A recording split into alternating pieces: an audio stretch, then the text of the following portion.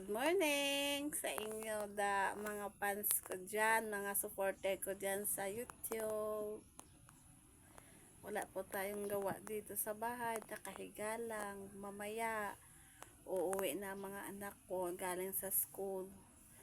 Bago lang ko tapos luto sang ila panyagang. Ulam namin ay isdang pinirito kag itlog na mamaya sila eskwela. Akon gali mga bata nag-eskwela sa school lang akon subang. Gano'n na lang ng grade 10. Ang ikadua ko grade 9 na. Ang ikatatlo po grade 4 na. Sila tatlo puros mga lalaki po. Hindi wala po di po dari ako lang di isa sa bahay namon. Magulang ko tapos linis sa bahay namin.